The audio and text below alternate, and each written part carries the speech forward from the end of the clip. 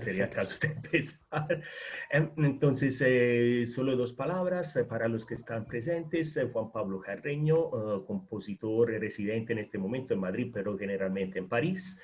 Eh, Algunos de ustedes puede ser que lo hayan ya conocido presencialmente cuando vino a AFIT. ¿Hace cuánto? Juan Pablo, ¿cuántos años? ¿Cuatro, Mira, cinco? yo estuve en EAFIT cuando la última vez que estuve ahí fue cuando el ensamble Itinéraire Sí, con el itinerary, fue a es verdad, Medellín estaba el a itinerary. tocar la música de Luis Rizzo Ujú, ujú. y Santiago Gardiazabal Exacto. me pidió que hiciera un conversatorio Sí. con Andrés Posada sobre Luis.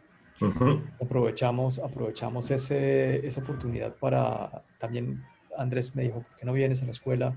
Haces una charla, hablas de tu ujú. música, Sí, que los muchachos era aprecien. hace, sí, tengo el programa ahí, pero ahora no me Tuvo que acuerdo. haber Pero, sido tal vez en uno, el 2017, por ahí, es que 18, en 17 yo no estaba porque estaba de sabático, debe haber sido antes, yo creo. 16 tal 2016 vez. probablemente. Sí, Pero sí. bueno, quien lo ha conocido efectivamente fue en coincidencia desde buenísimo para la ciudad, el concierto del ensamble El Itinéraire, que tocó exactamente música de Rizzo y después como homenaje al compositor colombiano que había recientemente muerto, ¿no? Un accidente en Francia. Y después, obviamente, la música de Grisey, me acuerdo era Vortex Temporum Sí. en esta ocasión. Pero bueno, hablamos de Juan Pablo. Juan Pablo entonces con estudio en la Javeriana, después en Estados Unidos, después a Francia, varias comisiones, muchas comisiones, residente de la Academia de Francia, con una actividad principalmente, yo creo, de freelance, puedo decirlo, ¿verdad? Sí, Entonces, muy sí. interesante para lo que quieran preguntar, cómo es. De Survivor. Sí, perdona, pero sí, cómo se sobrevive afuera de la academia siendo compositor de música contemporánea. Principalmente son muchas comisiones, creo mucha actividad de promoción también. Puede preguntarle después, más tarde, perdón, a Juan Pablo, eh, autor de mucha música de varios géneros, desde la ópera lírica, bueno, ópera moderna, para no identificarla con la de 1800, pero una misa estrenada el año pasado en Bogotá para las víctimas de la violencia y muchas otras cosas que pueden haber leído en su bibliografía. Perdón, se me está yendo la voz, entonces me callo de una. Juan Pablo, yo termino de compartir la pantalla. Si tú necesitas, aquí la tienes. Es toda tuya. Y bueno, te dejo. Te dejo. Estoy aquí, pero desaparezco. ¿Ok? Listo. Gracias, Marco. Sí, pues digamos que si escuchan a mi hija por ahí detrás, la tenemos controlada, amarrada. Espero que Sí, no, no te no sea. preocupes, no te preocupes. No molesta. ¿No? Em, sí, pues bueno, hay varias cosas. Bueno, yo no sé si yo haya escrito mucha música. Eh, he escrito, pues yo estudié composición en la Javeriana entre 1997 y 2002. Yo me gradué en el 2003. Em, de esa época tengo algunas obras que todavía eh, considero, a las que les tengo mucho aprecio. Una de esas incluso la grabó un profesor de AFIT, profesor de clarinete, eh, que es una pieza para clarinete, 5 minutos, que se llama El Nocturno. También mi primer cuarteto de cuerdas, danza para 3 percusiones, y otras obras, unas 3 canciones para soprano y percusión. Tengo una obra para violonchelo y orquesta. Y luego después, como les contaba hace un rato para los que estaban acá, eh, hice una maestría en Estados Unidos, en donde estudié con con Orlando Jacinto García, que es un compositor cubano-americano, alumno de Feldman, exalumno de Feldman, que decidió en algún momento que ese era el camino que él quería seguir, ¿no? Que su música, la música cuenta mucho una anécdota, y es que cuando conoció a Feldman, él decidió quemar todo lo que había hecho y empezar a escribir música basada e inspirada en esa estética minimalista, ¿no? Después de 2 años de estar en la Florida, viajé a Francia, a París, para presentar exámenes, los exámenes de entrada al concurso central al Conservatorio de París. Mientras preparaba ese concurso, estudié un año con Jean-Luc Hervé, que es un gran compositor francés, alumno de Grisey en el Conservatorio de París, y que en ese momento era profesor en el Conservatorio de Nanterre, hoy en día es profesor en el Conservatorio de Boulogne. Y con él estuve un año, luego pues, entré al Conservatorio de París, donde estuve 4 años estudiando con Gérard Pesson. De ahí me gradué en el 2010 y pues de ahí para acá he vivido, sobrevivido como compositor, como freelance, lo que tú llamas, pero pues bueno, he hecho muchas cosas, ¿no? También he enseñado en la Javeriana desde hace, como profesor invitado. He venido a la Javeriana, he ido a la Javeriana una vez al año, por lo menos 5 veces en los últimos 6 años, a trabajar con los estudiantes de carrera y de maestría. También estuve, como tú bien dijiste, en Roma, en la Academia de Francia. Fui pensionario de la Villa Médicis durante 1 año y medio. Ahora estoy en Madrid, pero pues, estuve también un tiempo en Berlín, en París, sobre todo en París. Viví también unos meses en México, haciendo una residencia del Ministerio de Cultura de Colombia, un convenio entre el Ministerio de Cultura de Colombia y el FONCA de México. Y bueno, pues aquí estoy haciendo música, pues fue lo que yo siempre quise hacer desde que empecé a estudiar, a hacer mi carrera de compositor como ustedes lo están haciendo en este momento. No es fácil, pero pues en este camino yo he descubierto que en esas oscilaciones de la vida, ¿no? De dificultades de la vida de un compositor y un artista, si uno conserva un norte, hay un ascenso constante, ¿no? En esas oscilaciones, en esos buenos y malos momentos. Y que pues básicamente hay que creer en ese norte, ¿no? Que es como una especie de ideal personal, con fe profunda y avanzar, ¿no? Persiguiendo ese ideal personal constantemente. Hay una anécdota que me parece muy interesante de mi paso de Miami a París. Y es mi encuentro con un compositor portugués, Emmanuel Nunes. Yo no sé si les dice algo a ustedes el nombre. Sí. ¿Conocen la música de Nunes? Muy poco, pero sí. Personalmente no, pero a mí el nombre sí, es muy conocido, entonces.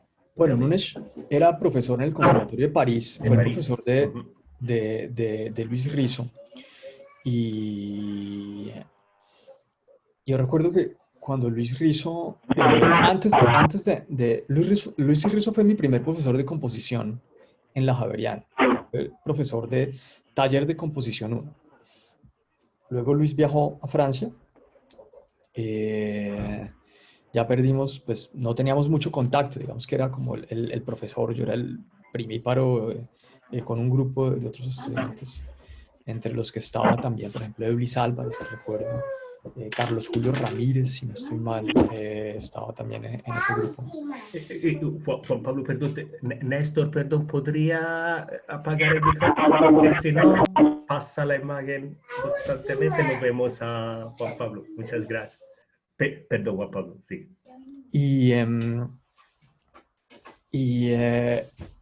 Por esa época yo conocí la música de Nunes y de otros muchos compositores, entre esos algunos compositores franceses de eso que llaman la escuela espectral, ¿no? La música espectral. Había conocido algo de la obra de Murail antes que de la de Grisey.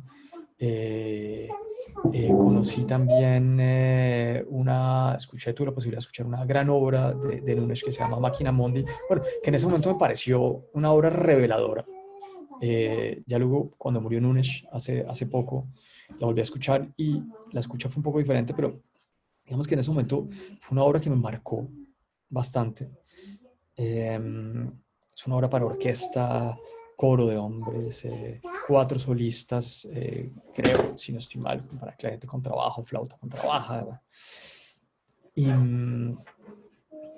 y tenía yo eso como fresco en la memoria cuando vino Luis a hacer algo parecido a lo que yo estoy haciendo con ustedes, una especie de charla sobre lo que él estaba haciendo, sobre su trabajo, sobre su experiencia en París, con los estudiantes de la Javeriana, y nos contó que él estudiaba con Nunes, con Emmanuel Nunes.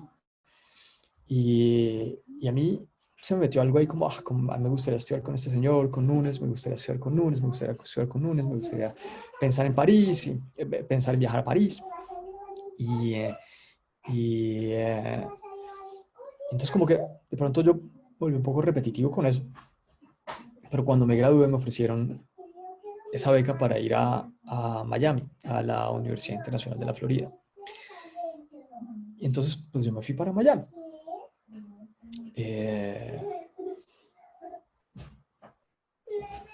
Y así se quedó la cosa. Yo estuve en Miami me sentí muy bien con mi profesor.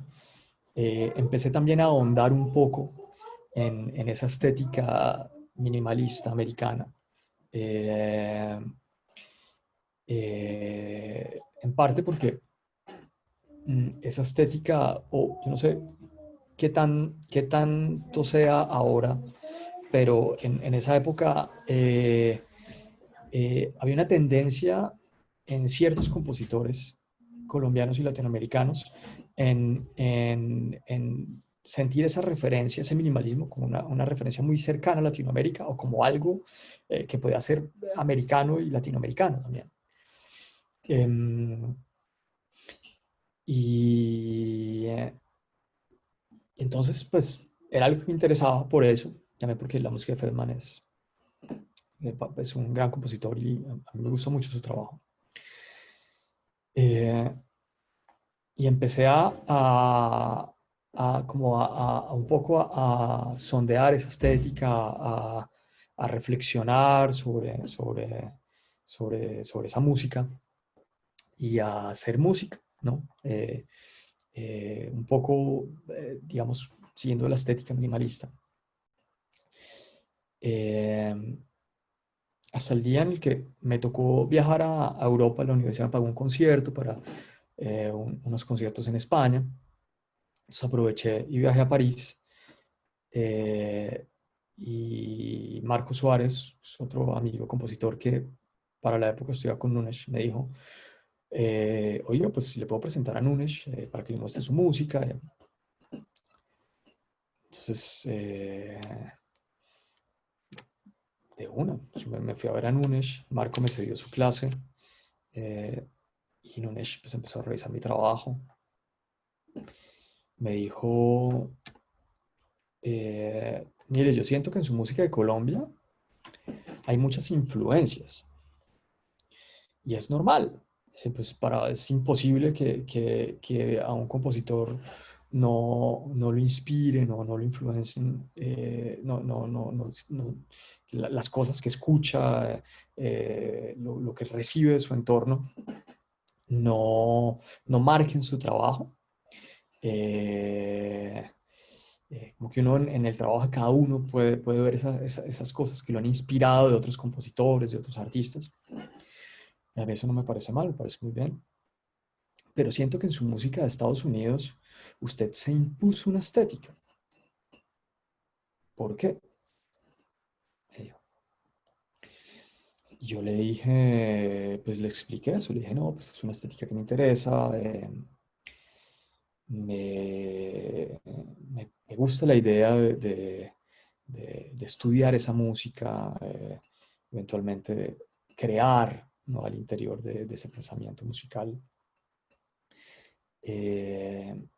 Y Nunes me dijo algo que no es tan cierto, pero que en el fondo eh, carga una verdad, eh, que es la de la voluntad de la creación.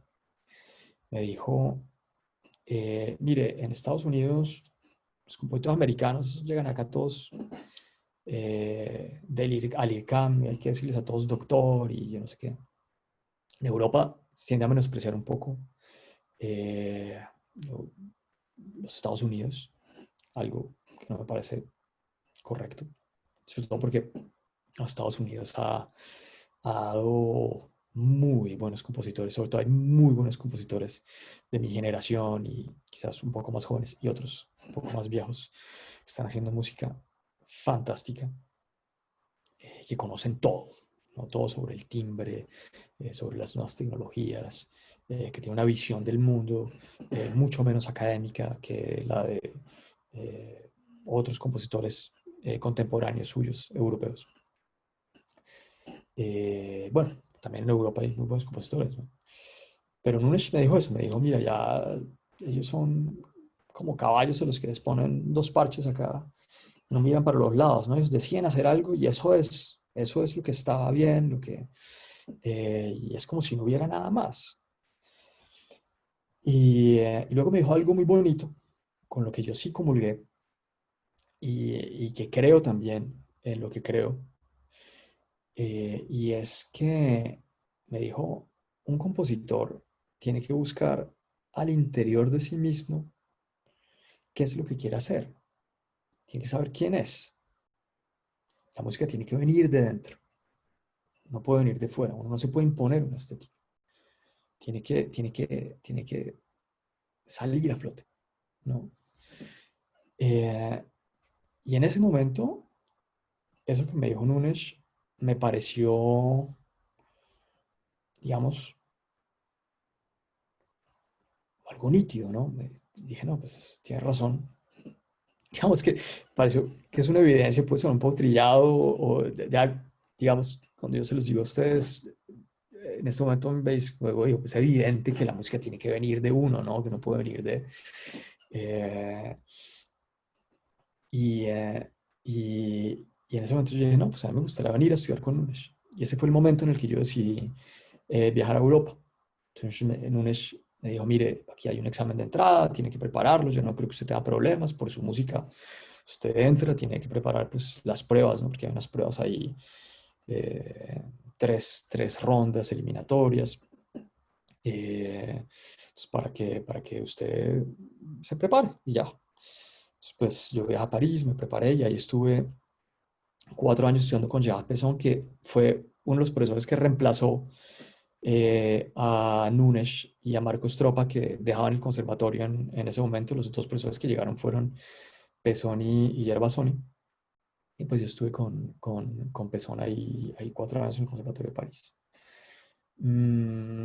Nunes, pensamos en algún momento que íbamos a poder coincidir un año en París, pero allá 65 años, retiro obligado. Entonces él cumplía años unos días después o antes del límite de la fecha de entrada. Bueno, había ahí una cuestión que yo no logré entender muy bien, pero a él le tocó retirarse, entonces pues no pude estudiar con él lastimosamente.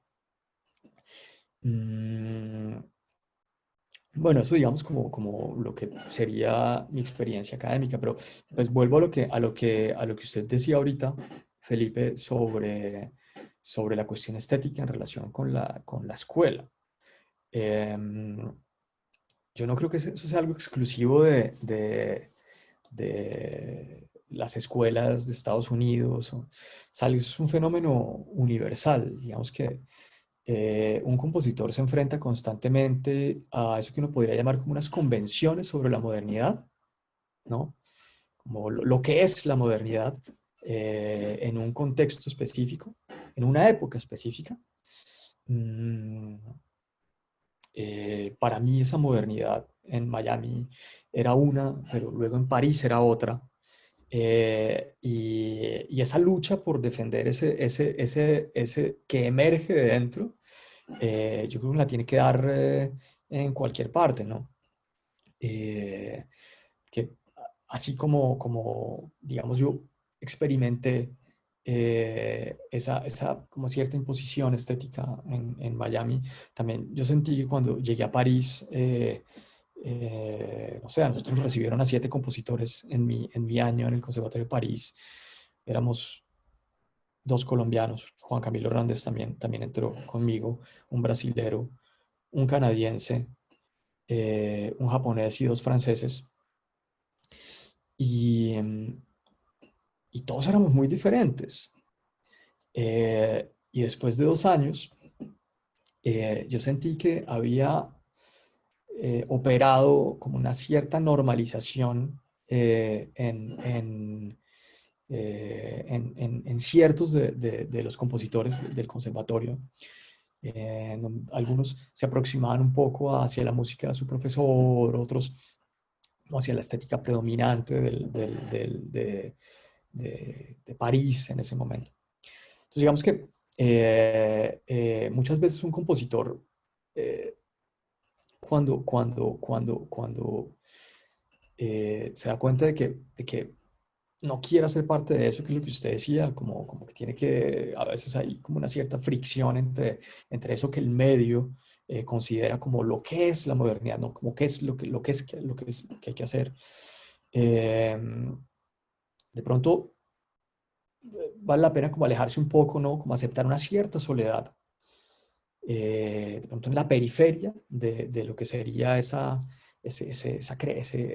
burbuja de la creación. Y aceptar esa soledad y seguir adelante, ¿no? Como seguir persiguiendo ese ideal personal, finalmente, lo que les decía al comienzo de esta charla. Ejemplos hay muchos en la historia de la música del siglo XX, por ejemplo, en Francia. eh, esto Yo lo he hablado con algunos de mis estudiantes y algunos estudiantes que veo regularmente, pues cuando da el tiempo, nos encontramos por internet a hablar de música y a discutir sobre sus trabajos. Y, y esto pues lo hablo mucho con ellos. O sea, de lo que significó, por ejemplo, la figura de Boulez en Francia, ¿no? En la Francia de Poulenc, en la Francia de Debussy, Saint-Saëns, Francia el color y la armonía, ¿no? Llega este personaje y dice, no, no, no, aquí lo que es la modernidad es la música de la segunda escuela de Viena. Y este hombre en su ciclo de conciertos, el Domaine Musical en los años 50, 60, 50, 60, y trata de imponer esa música en Francia. Ya luego cuando funda el Ensamble Contemporáneo en los años 70, digamos que esa es la norma, esa es la referencia, esa es la modernidad digamos que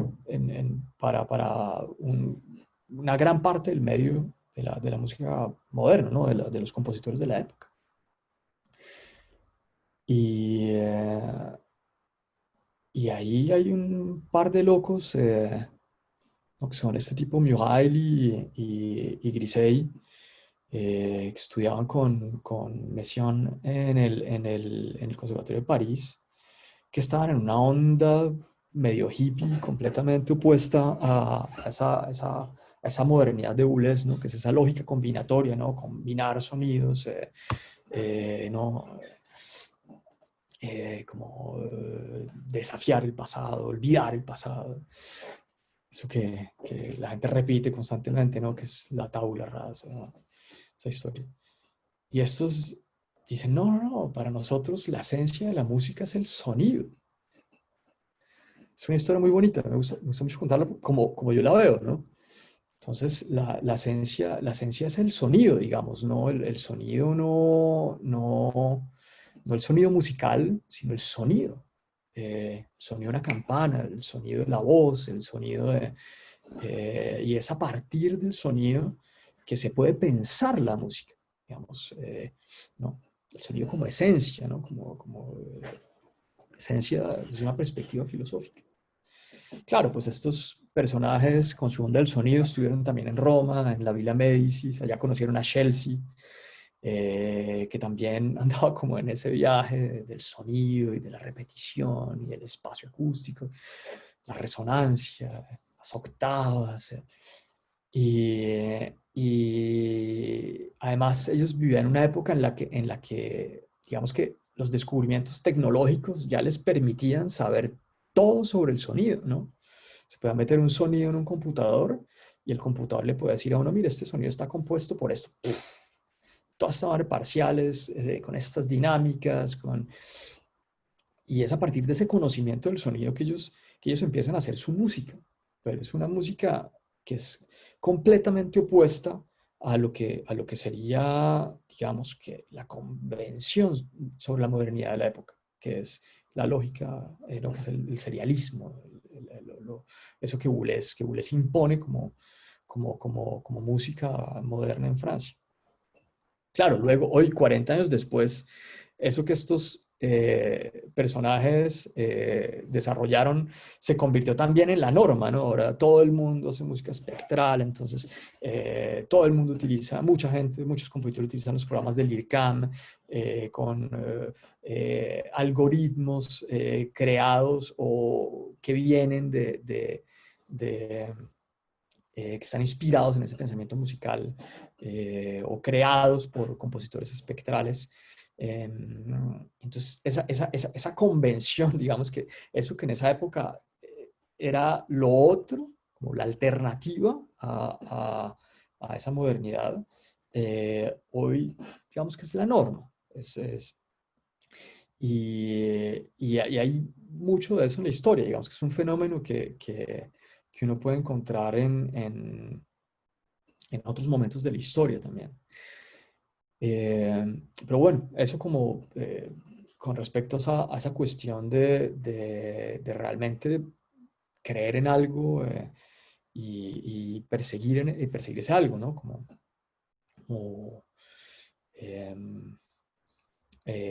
aún que se encuentre en oposición, un poco fuera de lo que es esa lógica, ¿no? Como que está gravitando en un medio específico. Bueno, eso es como para comenzar. No sé si alguien tenga alguna pregunta al respecto. Sí, ya le dije que... Ah, Felipe, perfecto. Sí, qué pena. Perdón. Juan Pablo, entonces, pues yo como de esta, digamos, como realización o revelación de cómo todas estas dinámicas se generan en diferentes partes del mundo, pues por ejemplo en París, pues que está el serialismo integral como modernidad, que luego aparece el espectralismo como reacción a ese pensamiento. Y luego el espectralismo se vuelve también su propia modernidad. En este momento, ¿cómo es el panorama de cuáles sería como, cuáles son la mejor manera de aproximarse a ese tipo de modernidades actuales que se van estableciendo y cómo uno puede desviarse de ahí de acuerdo a los intereses que tiene uno? ¿O cómo lo has hecho vos, por ejemplo? Sí, yo creo que uno tiene que hacer lo que siente que tiene que hacer. O sea, de pronto puedo hablar con ejemplos concretos, que es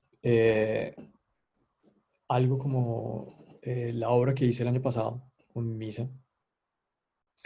Es un proyecto mío que yo quise desarrollar. Digamos que la comisión vino después del proyecto, la producción vino después del proyecto.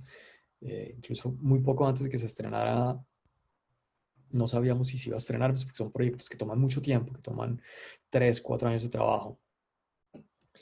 Y,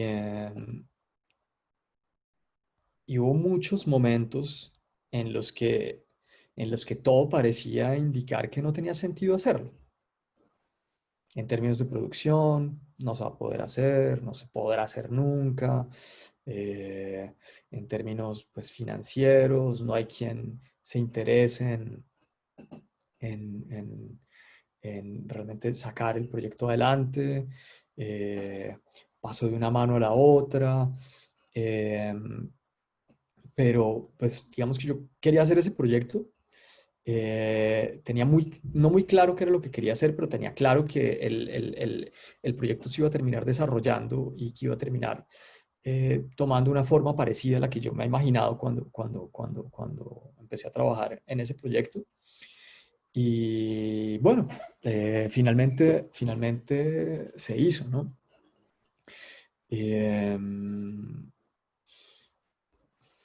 Mm, en términos estéticos, eh, pues no sé, pues, tengo una forma de trabajar un poco particular, no he escrito mucho para voces. Digamos que empecé a escribir para voces desde hace muy pocos años, desde el 2014. Fue la primera vez que escribí realmente para voz, aparte de unas canciones que había escrito cuando estuve en la Javeriana. Y, y yo trabajé en esa primera obra que escribí para voces sobre textos de Plinio el Viejo, de la historia natural de Plinio el Viejo, sobre las desinencias de la lengua latina, sobre cómo la lengua latina se canta en su prosodia. Y ese trabajo sobre la prosodia y sobre las desinencias de la lengua sería un trabajo que marcaría un poco el trabajo que haría en las partes vocales de mi ópera La Digital, que se estrenaría un año después en Marsella, y que marcarían también el trabajo de lo que hice en esta obra y de otra obra que además voy a estrenar ahora en noviembre, que se está grabando en este momento. Es una comisión de la Dirección de Patrimonio Cultural de la Universidad Nacional para celebrar el aniversario del proceso de paz y de la firma de los acuerdos, pues. Y que son como unas especies de voces armónicas que cantan sobre las desinencias de la lengua latina, como Dicerimus erbas et florum, imagines ac pleraque ac difficilia, ¿no? Como ese canto como digamos, si yo tomara como ejemplo la voz de Fernando Vallejo, por ejemplo, como, niño, ¿cómo estás? Como una voz que canta. Y yo he tratado de imaginarme esas voces como voces armónicas con intervalos paralelos, como voces de órgano, que son voces armonizadas por terceras mayores, por cuartas justas, por quintas, pero que al mismo tiempo son líneas microtonales, ¿no? Que están diseñando esa curva del acento y de la lengua, ¿no? Em, Ahora, pues, yo no sé qué tanto vínculo pueda existir entre esa escritura vocal y otras escrituras. A veces escuchando la música eh, de pucha. ¿Conocen la música de Carrillo? Compositor mexicano de finales del siglo XIX, principios del XX. Sí, sí, claro. Compositor que hizo música, que escribió música microtonal, música que creó un sistema de música microtonal que se llama el sonido 13. Escuchando, por ejemplo, el preludio a Colón, yo a veces siento una relación entre esos cantos microtonales y la escritura vocal que yo he utilizado en estos últimos años. Pero digamos que, pues, estéticamente, yo pienso mucho o me gusta como ese sonido armónico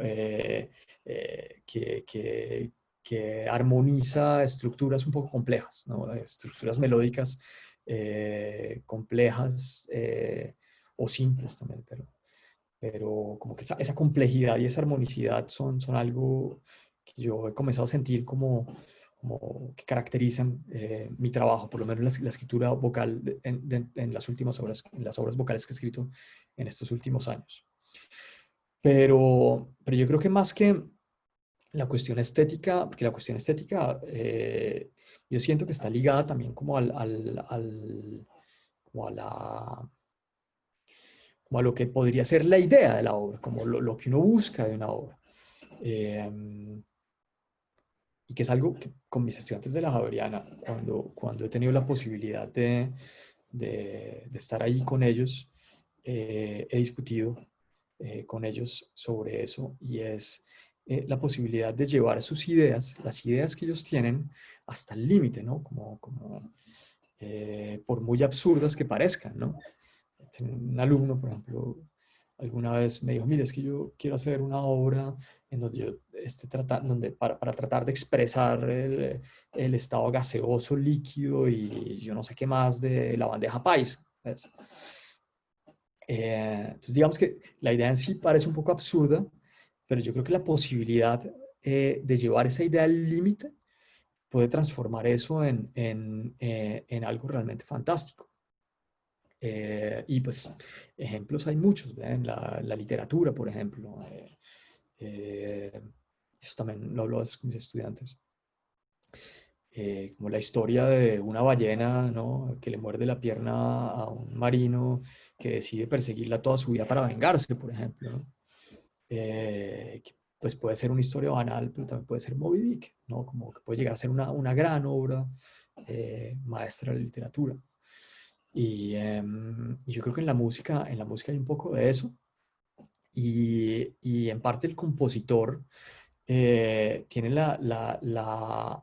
no la misión, pero sí, digamos, como el compromiso de creer profundamente en esas ideas o digamos, como en eso que se le revela o en eso que él quiere hacer, y el compromiso de llevarlo, ¿no? De construir a través de esa idea algo que tenga sentido y que tenga valor para el mismo, ¿no? Yo creo que ese es un punto, un gran punto de partida del trabajo, ¿no? De un compositor. Y bueno, pues no sé si responda a eso, a tu pregunta. Puedo hacer un vínculo también con una de mis obras, un, que es mi misa. He hablado mucho sobre mi misa porque es la última obra que no que escribí, pero que estrené. Eh, y digamos que más que una misa, esa obra son tres oficios. Son un oficio de Viernes Santo, un oficio de Sábado Santo y una misa de Domingo de Pascua, ¿no? Una misa de resurrección, en donde el primer oficio gira en torno a un texto de San Francisco de Asís, que es el oficio en Pasiones Domini, que es una especie de recomposición de salmos del Antiguo Testamento. San Francisco toma diferentes versículos de los salmos y escribe unos salmos sobre el misterio pascual, es decir, recontextualiza los textos del Antiguo Testamento dentro de un contexto cristiano, lo sitúa dentro del contexto cristiano. Y, y además narra en los primeros de 7 de los 15 salmos que tiene el oficio en Pasiones Domini, lo que vivió Cristo en los últimos momentos de su vida, ¿no? Esos primeros 7 salmos los rezan, se deben rezar en las horas canónicas, comenzando las completas, que son la primera hora canónica del día, que es, digamos, la última del día anterior, ¿no? Es la noche del Jueves Santo, y se terminan en las vísperas del Viernes Santo. Cada uno de esos primeros 7 salmos corresponde a esas 7 horas canónicas y narran lo que vivió Cristo en ese momento en la cruz, o no lo que vivió, pero digamos que hacen alusión a eso.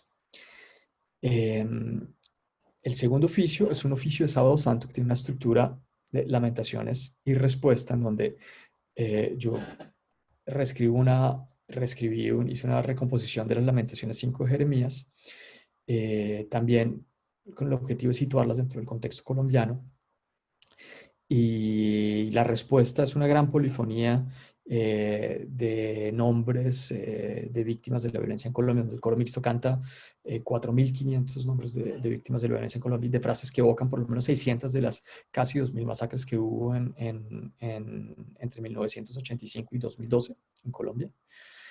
Y el tercer oficio es una misa, digamos, que sigue libremente la estructura de la misa del domingo de Pascua, en donde yo utilizo algunos movimientos del propio y algunos movimientos del ordinario de la misa.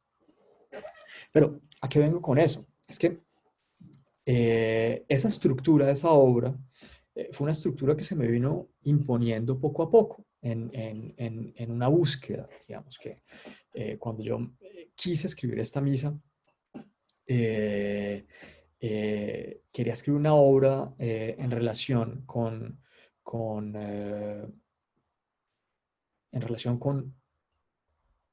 digamos, como un cruce de culturas en Colombia. Y poco a poco, que hacer una misa por la reconciliación.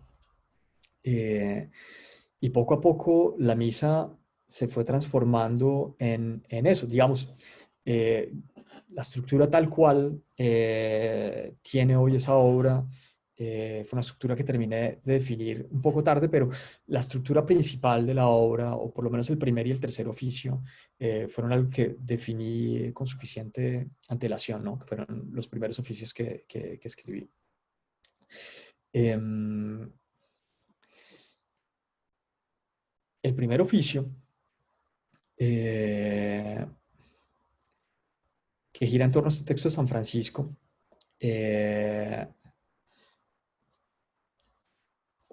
ya no me acuerdo por qué estaba hablando de esto. ¿A qué veníamos? Sobre tu aproximamiento a Sobre la cuestión. Sí, todas claro, estas sobre modalidades. la cuestión de perseguir una obra, ¿no? Como perseguir un ideal, en donde yo utilizo como referencia esta misa para exponerles como esa evolución constante de un proyecto, digamos que en un contexto en el que el proyecto tal vez no se vaya a hacer nunca, en el que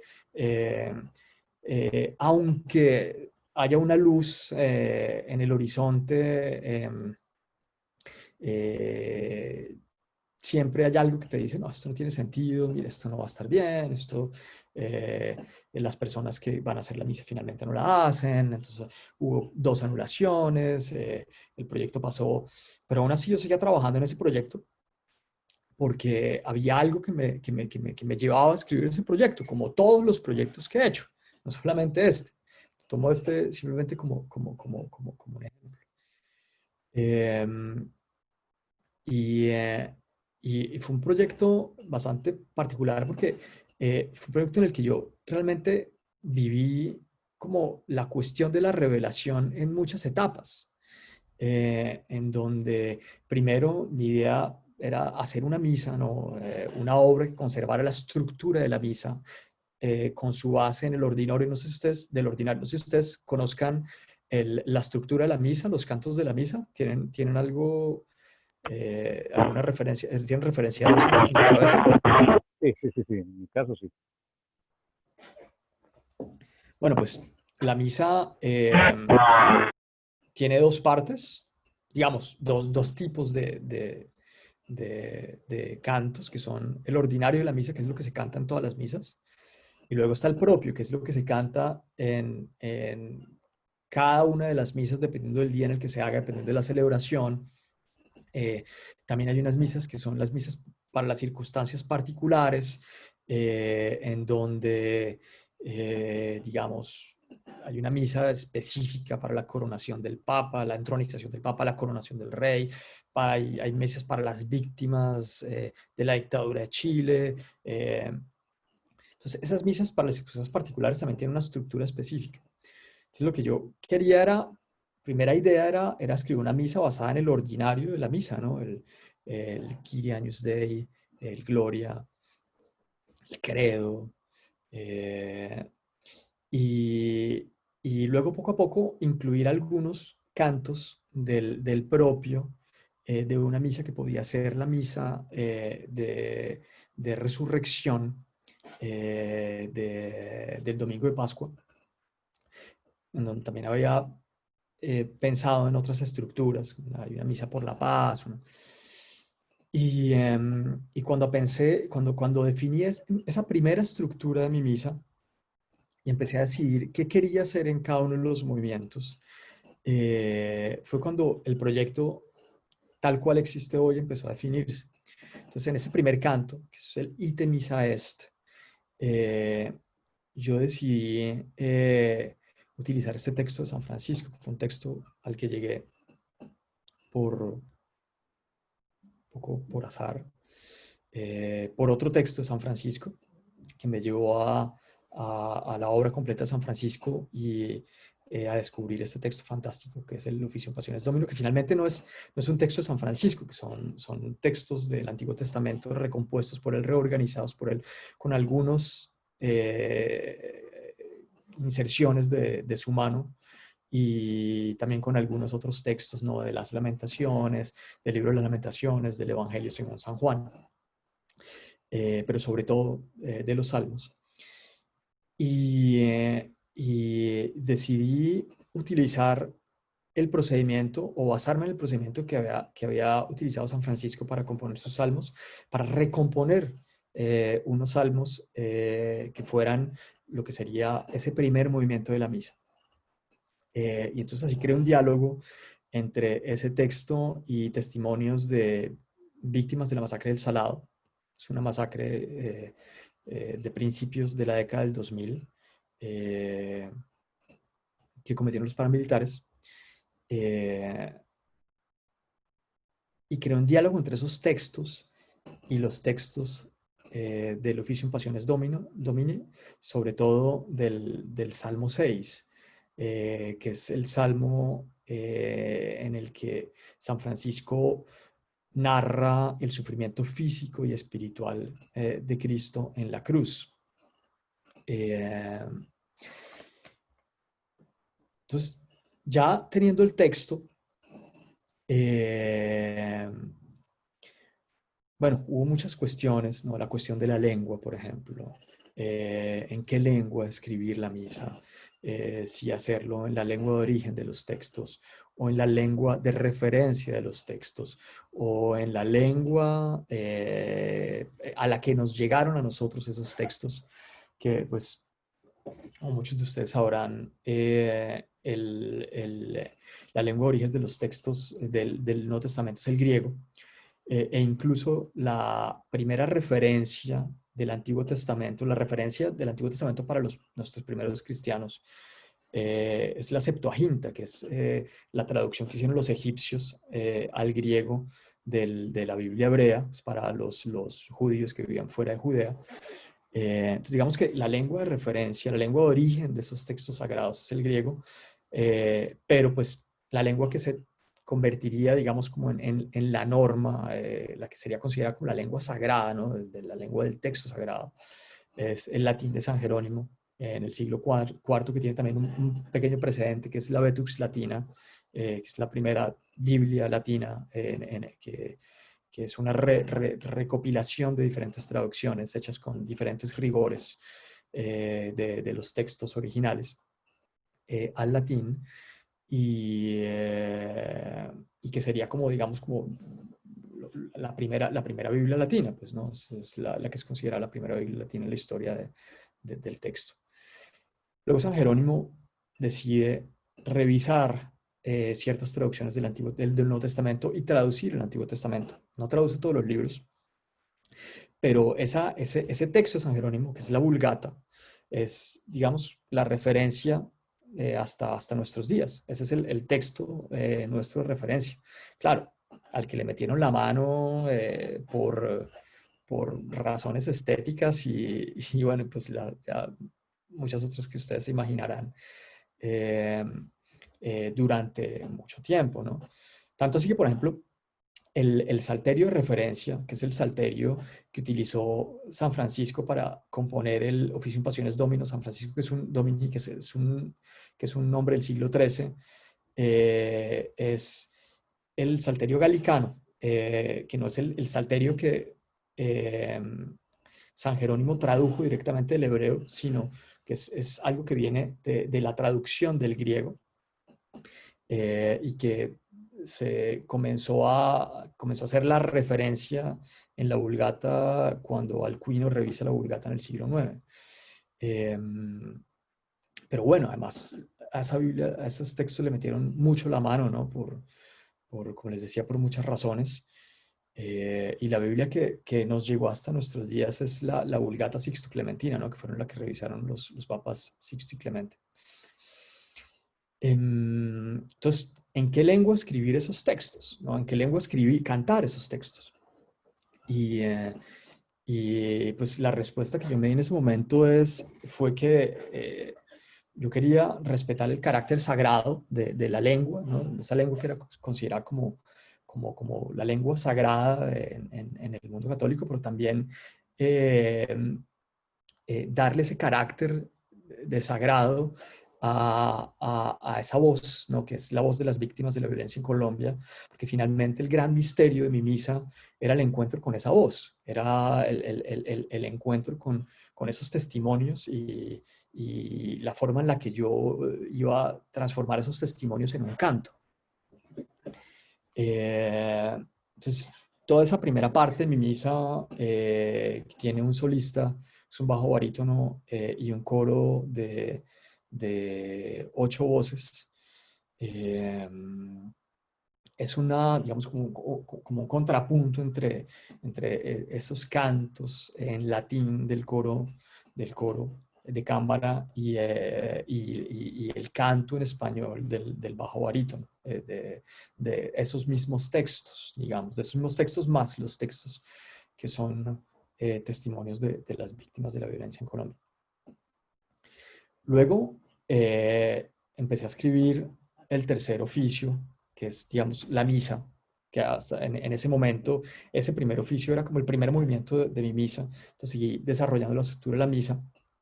Entonces había decidido que en el ofertorio iba utilizando el mismo procedimiento, a crear un diálogo entre los textos del ofertorio del domingo de Pascua, que dice Terra tremuit et quievit, dum resurgeret in judicius Deus, aleluya, que es como, y la tierra tembló y se enmudeció cuando Dios se levantó para hacer justicia.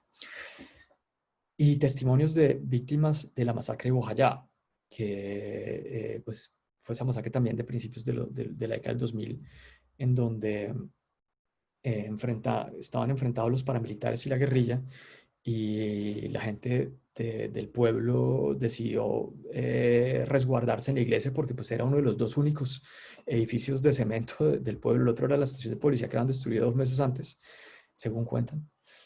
Y pues toda esta gente, unas 400 personas metidas en la iglesia, y por error las FARC, que han mandado unos cilindros bomba atacando a los paramilitares, los cilindros cayeron dentro de la iglesia y pues mataron a mucha gente. Yo tengo entendido que son 79 personas. Creo que ahora con el entierro de las víctimas que hubo en noviembre del año pasado, yo tuve la posibilidad de estar ahí. Supe que habían sido un poco más, pero bueno, de esas 79 víctimas que yo tenía entendido que había habido en esa masacre, hubo 45 niños.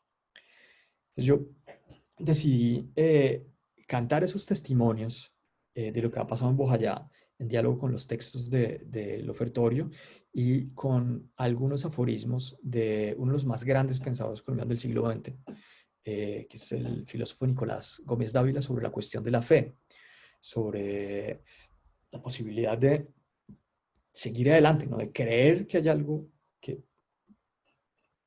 viene después ¿no? que hay algo más después de todo esto. Y terminar la misa con una especie de oda sobre la voluntad del hombre, utilizando textos de Fernando González Ochoa, que pues me imagino que ustedes conocen, que es otro gran pensador colombiano que está situado en un espectro político y intelectual opuesto al de Nicolás Gómez Dávila. Los textos de Fernando González fueron condenados por la Iglesia Católica, que hablaban de una moral anticatólica. Bueno, digamos que son dos personajes completamente diferentes. Y pues yo tomé algunos extractos de sus textos, sobre todo de dos libros que son Viaje a pie y Remordimiento, el remordimiento, donde dice unos pequeños versículos sacados de ahí, de pronto un poco fuera de contexto de los libros, para ese último movimiento que es perdón, que es el Ite Missa Est, que no es el introitus del que les hablaba ahora, que era ese canto de los textos de San Francisco en diálogo con testimonios de víctimas de la masacre de El Salado. Entonces, ya habiéndome planteado esa estructura, sin haber comenzado a escribir la obra, pero ya teniendo los textos, ya habiendo yo trabajado los textos, habiendo compuesto una gran parte de mis textos, hubo algo que se me impuso como una revelación, y es que había que darle un nombre a esas víctimas. Había que darles un nombre y un rostro a esas víctimas. Y que esta obra pudiera crear un vínculo entre quien la escucha y la música a través de esos nombres y de las historias que esos nombres evocan. Entonces, decidí hacer una sucesión entre, digamos, conectar tres movimientos de la misa, que son el ofertorio, un movimiento que sería el Victime Pascale Laudis, que es un movimiento de la misa del domingo de Pascua, un canto de la misa del domingo de Pascua, que yo llamé el Cristo mutilado, en homenaje al Cristo mutilado de Bojayá, en donde los solistas cantan los nombres de las víctimas de la iglesia de Bellavista, esas 79 víctimas de la iglesia de Bellavista, como una especie de lamentos entre a los que se interpolan grandes tutis orquestales, la orquesta como en un gran movimiento, y de pronto los sonidos infrabajos del órgano, y sobre esos sonidos infrabajos del órgano uno escucha esos nombres que se cantan como lamentos. Y que sería un movimiento que se dirigiría hacia el Agnus Dei de la misa, que es una especie de gran contrapunto, mucho más armónico, en donde alcanzamos a ver la luz y en donde la suspensión del mundi, del texto, en donde Agnus Dei, qui tollis peccata mundi, en el mundi, yo canto los nombres de los niños. Y esa experiencia de cantar los nombres, de que los nombres, digamos, sean el eje del canto, ¿no? Fue lo que me llevó a dividir la misa en tres oficios, dejar lo que sería lo que yo había concebido como el introitus de la misa, como un primer oficio, que es un oficio por la pasión de las víctimas, que tiene mucho sentido, porque pues, finalmente el texto de San Francisco, que es el oficio en Pasiones Domini, es el oficio por la pasión del Señor, el oficio de la pasión del Señor.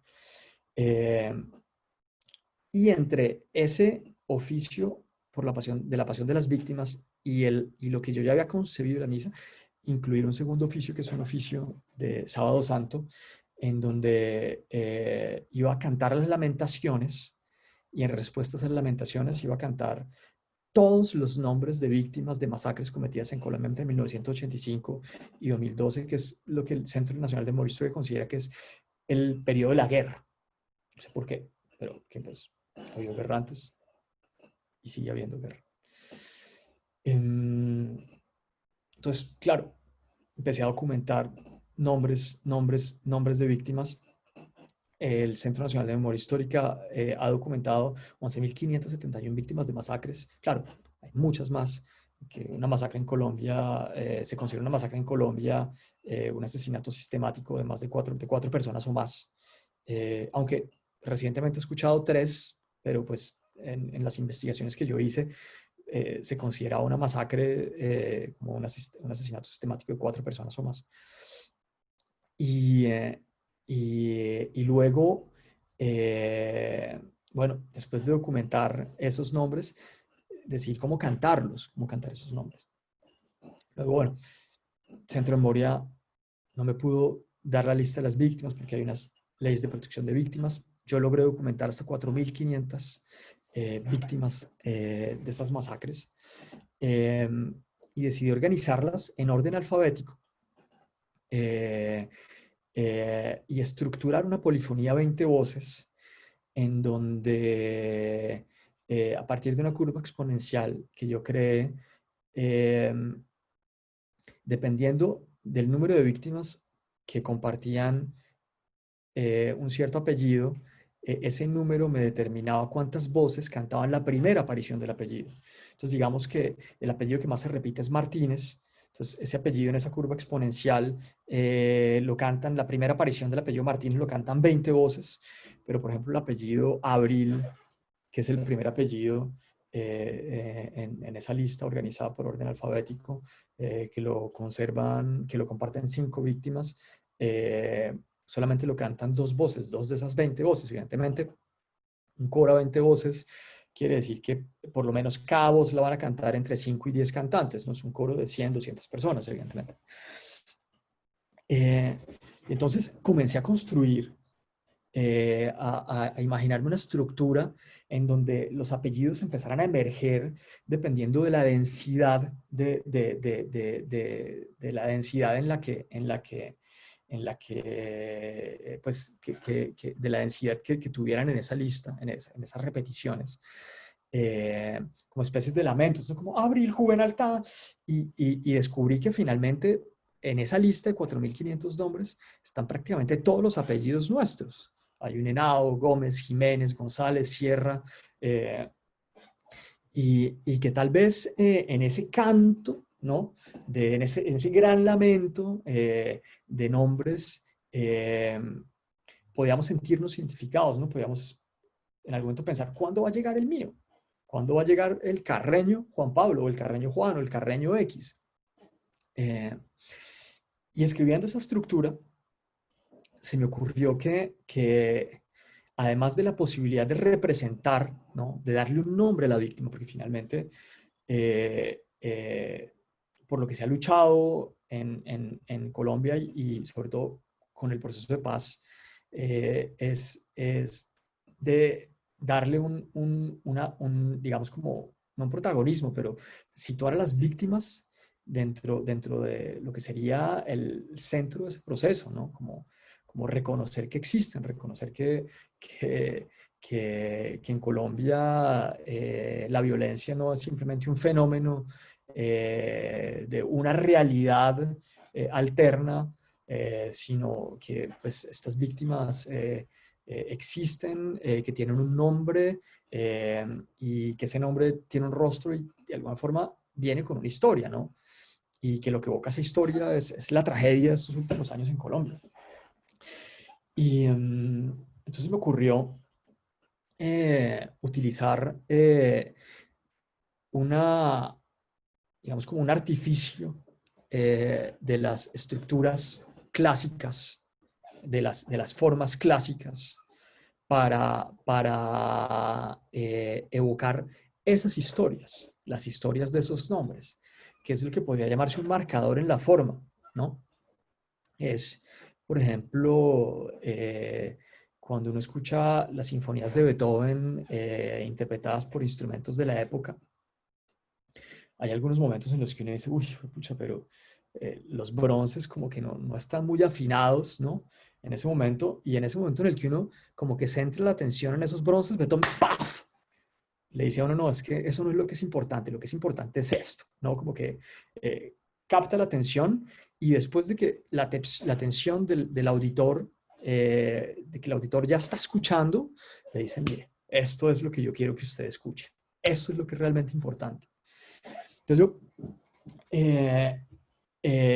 utilicé las densidades más grandes de esa gran polifonía de nombres comenzando por Martínez, que digamos como el punto, ¿no? O no, ni siquiera, con Gómez, un poco antes, y en ese momento en el que esos apellidos aparecen, el que uno está escuchando como una maraña de nombres y nombres y nombres y nombres y nombres, y pronto, ¡paf! Tiene uno 10 de las 20 voces, es decir, 100 personas que cantan al mismo tiempo el Gómez, ¿no? En un acorde de terceras mayores o de cuartas, ¿no? Como Gómez, ¡ta! Y empieza como, se empieza a degradar ahí como ese apellido.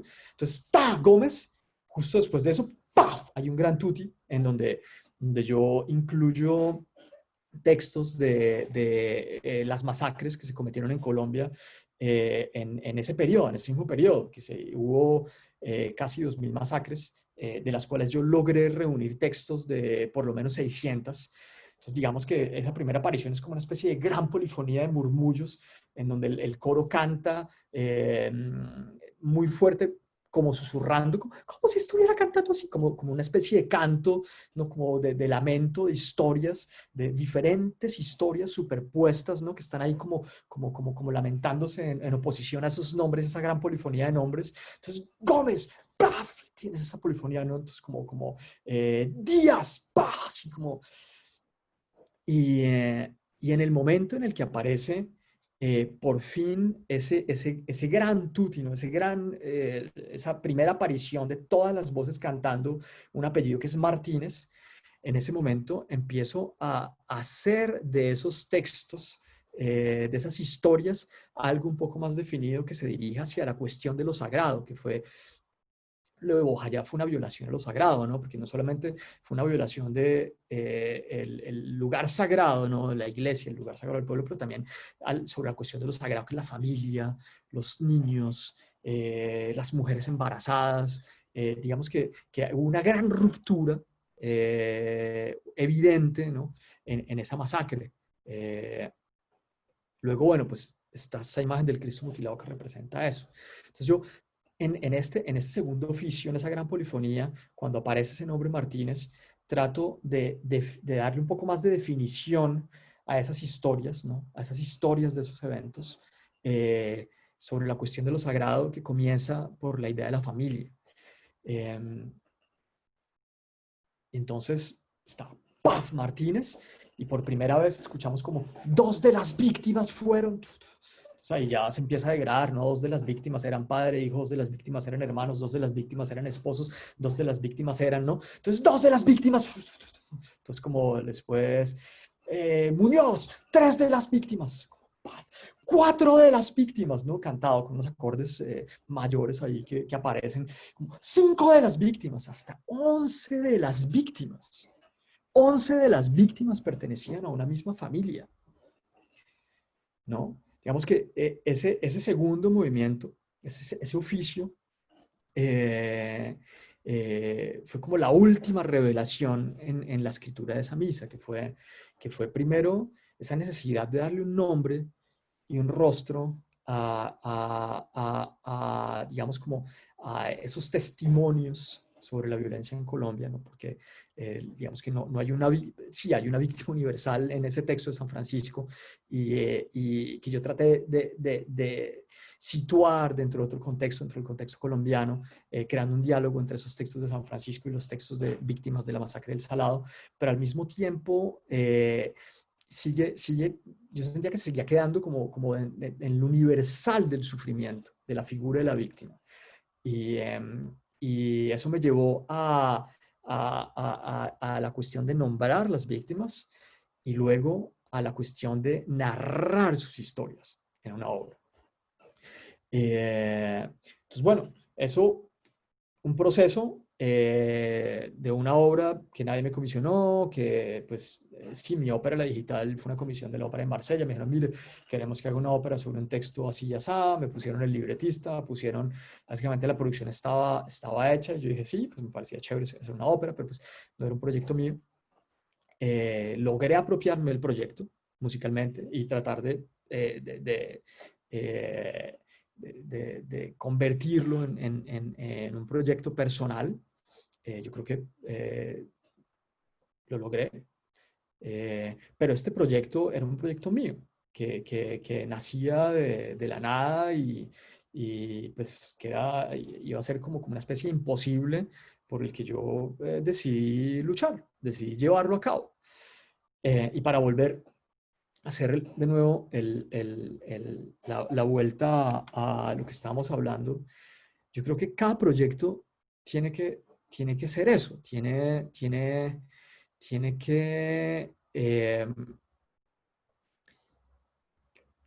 que estar movido por la necesidad de llevarlo a cabo y de llevarlo hasta el límite, ¿no? Como la idea de una obra puede convertirse en algo y tiene que convertirse en algo. Digamos que bueno, todo eso era para llegar a esta pequeña reflexión sobre la cuestión de la creación en relación con la voluntad. Luego, sí, la obra, digamos que sale un poco de los cánones de lo que sería hoy, no sé, no hay mucha gente que escriba misas, por ejemplo, en este momento. Pero al mismo tiempo, imaginarse una obra para gran orquesta con 6 cornos, con maderas a 4, órgano, 2 coros, 3 coros, solistas, digamos que puede ser un absurdo, pero yo creo que cuando un proyecto tiene una fuerza termina por imponerse y yo creo que los proyectos en sí tienen una fuerza en sí mismos y hay que tratar de sacar, ¿no? Como de moldear esa fuerza para poder llevar el proyecto a cabo. Sí. No sé si eso responde un poco a lo que tú decías ahora, Felipe. Sí, sí, claro. Y pues de hecho, pues a raíz de todo lo que nos contaste, o sea, quisiera como alejarme un poco del aspecto semiótico de la obra, que pues me pareció muy interesante lo que contaste. Y te quisiera preguntar si podrías contarnos también sobre cómo abordaste el proceso de escritura a nivel más técnico, es decir, todos esos procedimientos formales y gestuales, ¿cómo los trabajaste?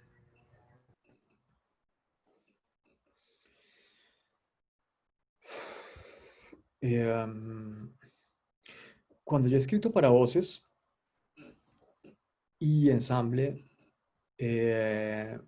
u orquesta en este caso, como en este caso, siempre escribí primero las voces, con apuntes sobre lo que sería eh, el ensamble instrumental orquestal. Entonces, en el caso del primer oficio de mi misa, eh,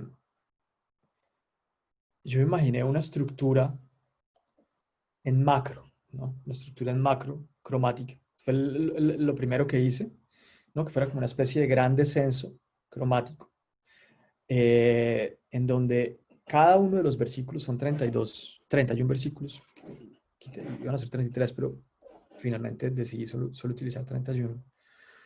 En donde todos esos versículos fueran como cada uno, como, como especie de gradas que van descendiendo progresivamente, ¿no? Como si tuvieran una progresión armónica muy lenta, ¡paf!, que va bajando cromáticamente. Así, ¡paf!, así. Y melódicamente trabajé los textos, lo que yo podría llamar como una especie de canto sobre la prosodia del texto. Digamos que el primer texto, que es Ovo somnes qui transitis per viam attenditi evidete si es dolor sicut dolor meus, es como Ovo somnes qui transitis per viam attendite evidete si es dolor sicut dolor meus, ¿no? Como hay una especie de canto un canto sobre la prosodia del texto, como que diseña la prosodia del texto, o por lo menos cómo yo escucho la prosodia del texto. Es un canto microtonal, pero que funciona, pasa que funciona muy orgánicamente, ¿no? Hay como una especie de estructura que canta el texto. Luego, cuando tuve toda mi estructura melódica, la estructura principal de los cantos, empecé a construir esos cantos, empecé a darles un color armónico progresivo a esos cantos con pedales y a imaginarme la estructura dentro de una estructura instrumental y vocal, ¿no? En donde empecé a tomar anotaciones sobre lo que podía hacer la orquesta, sobre lo que podía hacer la orquesta, sobre las voces, y en lo que podría ser ese canto de esas voces como un ente armónico en lo que serían las partes del coro. Y entonces digamos que ese trabajo en términos técnicos podría definirse como una especie de trabajo de capas, ¿no? Porque yo trabajo por capas. Entonces, digamos que una primera capa es como una especie de plan armónico estructural sobre el que yo escribo o trato de concebir unas estructuras melódicas que están inspiradas en la prosodia del texto, sobre las que yo concibo unas estructuras armónicas y contrapuntísticas, al mismo tiempo en el que me imagino lo que podría ser la orquesta en esos cantos, pues como en oposición a esos cantos. Digamos que eso sería como la etapa en macro del trabajo. La orquesta. En ese primer oficio, la orquesta cumple una función casi que de amplificador del canto. Sí, pues, es un poco más complejo que eso, pero digamos que la orquesta tiene una función que es como la de crear el espacio acústico sobre el que el canto, el que la voz se desarrolla. Entonces, sí, pues, vemos que la orquesta por momentos crea como especies de espacios acústicos, ¿no? Sobre los que se mueven las maderas y del que emerge el canto de alguna forma, ¿no? Algunas veces con algunas dubluras, como especies de reverberaciones del canto. Porque pues finalmente para mí lo que era importante de ese primer movimiento era ese canto, era ese texto. Luego, bueno, ese primer movimiento dura 20 minutos, 18 minutos, ¿no? Es bastante largo y digamos que hay secciones que se contrastan, no todo el tiempo es lo mismo, pero conservan el espíritu de esa idea de la resonancia del canto, digamos. La orquesta funciona como un amplificador de la voz, un amplificador armónico, pero también como un resonador del canto, ¿no? Como si el canto excitara a la orquesta y la orquesta resonara.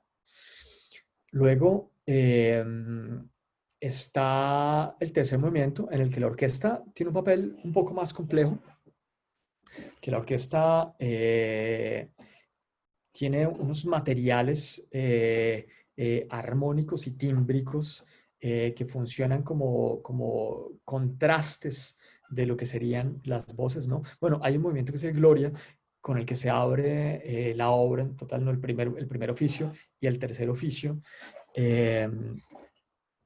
Y ese Gloria, digamos que es un canto tonal, que es el Gloria in excelsis Deo. Hay unos movimientos orquestales, tímbricos, de doblajes de las maderas y de los cobres, unas estructuras cromáticas que llevan como ¡paf! Esas grandes explosiones en donde el coro lanza como esa especie de invocación, ¿no? Como gloria a Dios en las alturas, ¿no? Gloria a Dios es lo que dicen. Pero digamos que la orquesta funciona más como un elemento independiente que dialoga con las voces en ese tercer movimiento, en algunos momentos de ese tercer oficio. Y el segundo oficio que todavía no se ha estrenado, que lo que se estrenó en Bogotá el año pasado fueron solamente el primer y el tercer oficio. El segundo oficio, pues era muy difícil para montarlo en el tiempo en el que lo teníamos previsto. Cuando se anuló, yo paré la escritura de la orquesta, que estoy reevaluando completamente además.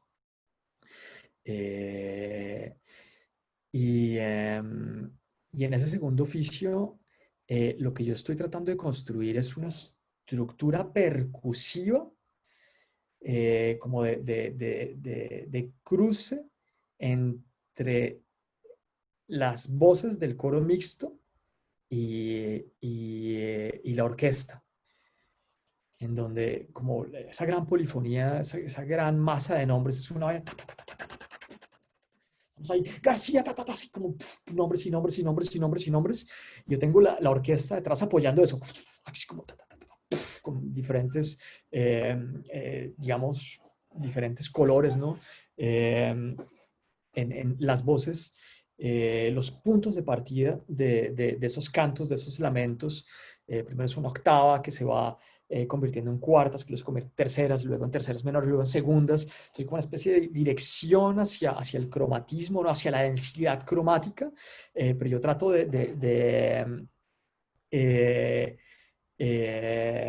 digamos, con la orquesta, utilizar esos puntos de partida pivotes, ¿no? Esos acordes para darle un color, una degradación progresiva a ese color, pero la orquesta funciona como eso, como un gran instrumento que articula ese movimiento. Juan Pablo, Sí. ¿sería posible ver algún ejemplo en partitura? ¿No puedes Sí, claro, claro. Porque si no, sobre todo para el estudiante, puede resultar un poco abstracto A ver, así. Justo para ver vamos a abrir esto. algo de la... Pues sí, lo que quisiera agregar yo mientras buscas la partitura es pues que claramente todo el pensamiento que estás describiendo es muy formal.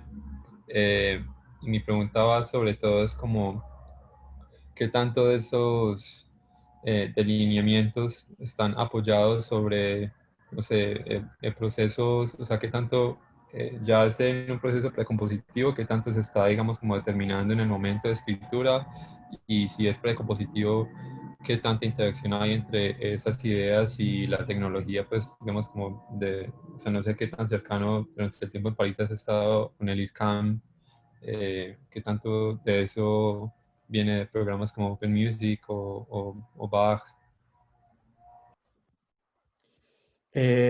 Sí, antes que todo una pregunta técnica. Creo que perdí la cámara, no los veo. ¿Cómo hago? No, creo que si estás compartiendo, bueno, No, reuniones. Bueno,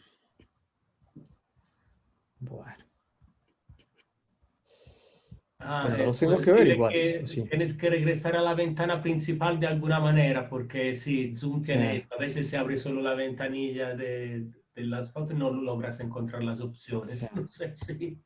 Ya. Listo. Buena pregunta, Felipe. Bueno, yo no hice el IRCAM, pero sí estudié un poco de Open Music en el conservatorio. Eh, pues no lo conozco un poco. Utilicé, es que no recuerdo, es que no, para el segundo oficio, para la gran polifonía de nombres, no recuerdo si utilicé Open Music o un cuadro Excel para esa curva exponencial que me determinaba unos valores numéricos, que te decía como, hice una curva, ¿no? Donde decía como, o sea, si la curva es exponencial, si no es recta, tú dices, bueno, el apellido que se repite solamente, que comparten solamente, que hay una sola víctima que se llama, yo qué sé, Abad, entonces ese lo canta uno, ¿no? Una sola persona.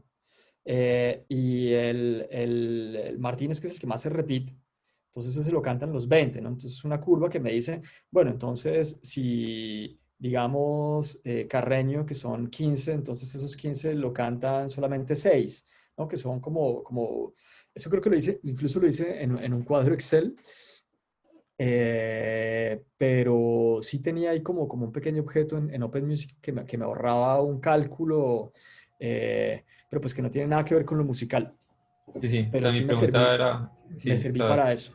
Ahora, no, en lo musical no utilizo ni Open Music ni Bach, pero sabes que he visto el trabajo de un gran amigo, Jonathan Bell, con el que coincidimos acá en Madrid un tiempo, y que me habló mucho de Bach. Me dijo que él trabaja con esto, mostró unas obras que ha escrito, me pareció muy interesante, ¿sabes? sí, Y sí, yo he visto el trabajo de él y he visto que también está trabajando con inteligencia artificial y sí, va, exacto. Y sí me gustaría en algún momento, como cuando tenga tiempo, como cacharrarle un poco, pero pues que no tengo Max tampoco y sé que para utilizar Max se necesita Max, ¿no? claro, sí. Pero bueno, de Max tengo conocimientos básicos también del conservatorio, de Open Music tengo conocimientos básicos. Me parece que en el momento de utilizar Open Music, Bach no lo conozco. eh, Hay que tener presente que los objetos del programa son objetos desarrollados por compositores para sus obras. Claro. La mayor parte de esos objetos, no de esos algoritmos, digamos. Entonces, digamos, hay un algoritmo que le sirve a uno para tener digamos, un acorde y decirle, no, ese mismo acorde con esas mismas proporciones que podría ser do, mi, sol, yo lo quiero entre do y la, ¿no? Entonces él lo que hace es expandir ese acorde, entonces tiene uno do, mi, cuarto de tono arriba, la, ¿no? Como que él crea una especie de proporción siguiendo ciertos parámetros. Bueno, eso fue pensado por alguien para hacer su música, ¿no? Y tal vez pensado por alguien hace muchos años, pronto por Murail, por Sí, el algunos Grisey, compositores el Vortex espectrales, exacto, Forum hace eso, sí. exactamente. Y yo creo que si uno tiene presente, digamos que esos objetos que están dentro de ese programa, finalmente son el resultado de un pensamiento musical de alguien y si uno quiere adherir, ¿no? Si uno quiere como servir como continuación a ese pensamiento utilizando está bien, pero yo creo que hay que tenerlo presente. Eh, Ahora, también es interesante de esos programas que también economizan un poco de trabajo, ¿no? Cuando, yo qué sé, si usted quiere hacer una obra y tiene una idea y digamos como toda la estructura le toma mucho tiempo en papel, yo sé que existe la posibilidad de construir un algoritmo que le pueda a usted resolver ese problema y pero que sea algo suyo, ¿no? Que sea algo que venga desde su perspectiva como compositor y como creador, ¿no?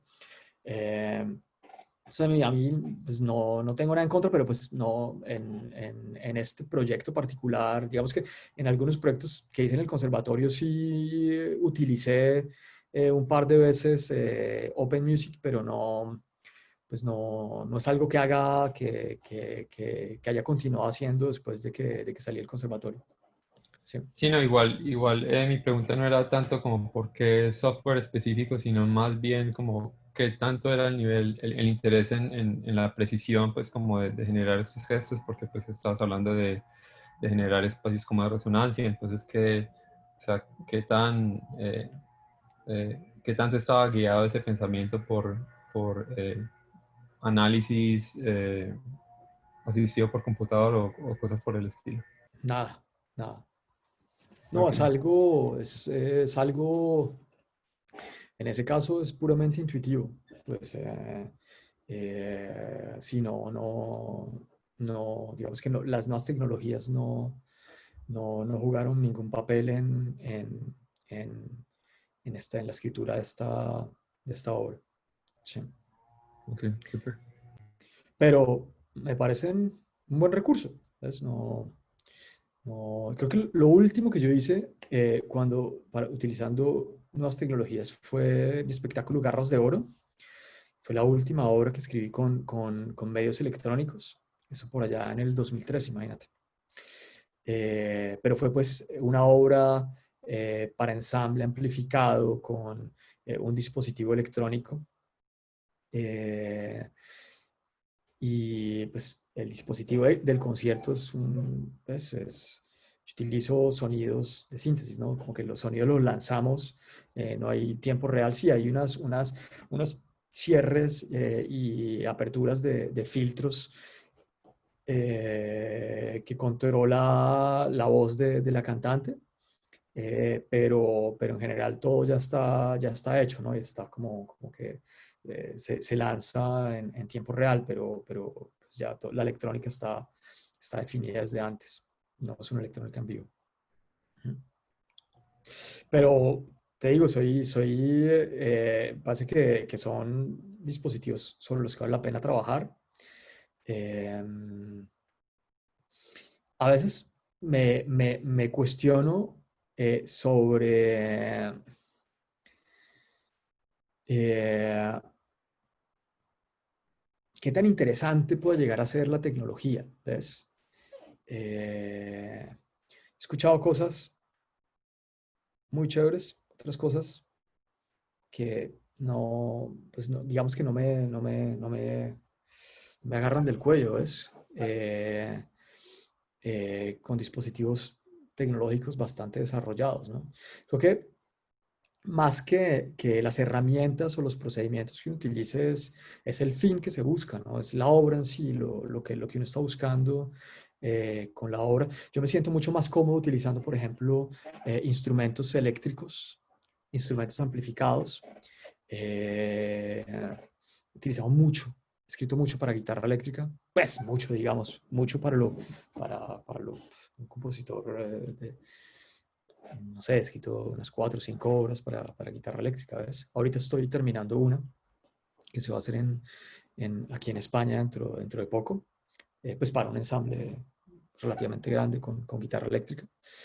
Pero digamos que eso me gusta mucho más, ¿no? Como el sonido del sintetizador, de la guitarra eléctrica, los instrumentos amplificados, como un sonido eléctrico en vivo, ¿no? Me gusta mucho, es algo que me parece que tiene un poco más de vida a veces que ciertos dispositivos electrónicos, ¿no? ¿Crees que tiene mucho que ver es con el aspecto corporal, de que hay como, o sea, como la parte pues de embodiment de la interpretación y que no es simplemente un ente eh, abstracto, pues, y que hay cierta distancia entre lo que uno siente como oyente y lo que uno ve con lo que está escuchando? No, yo creo que es más algo que tiene que ver con la fuente del sonido, ¿ves?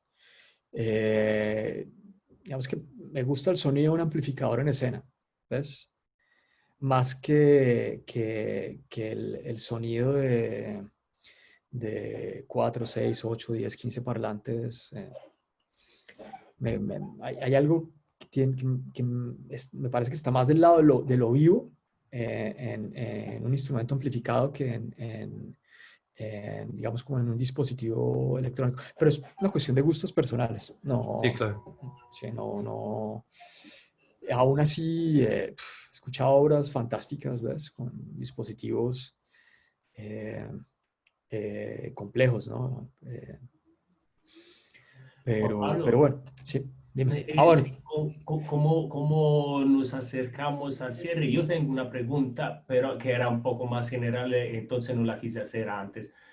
Sí, hay algunos estudiantes que tienen curiosidad con respecto a lo que dijo Juan Pablo hasta el momento, preguntas útiles en general sobre... Beh, vayan pensándolo. Yo quería, perdón Felipe, espero que te haya contestado, que si no, no me queda tiempo para...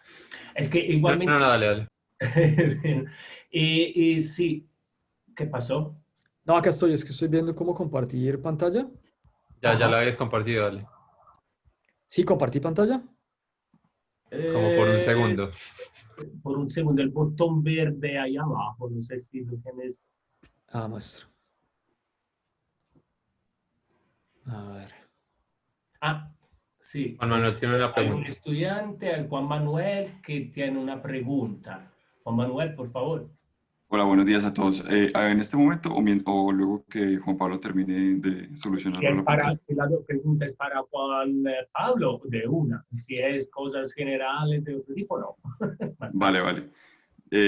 Juan Pablo, yo te quería preguntar ahorita, muy al comienzo hablaste de hay que aceptar la soledad como compositor y aceptar como eh, la construcción de su propio camino.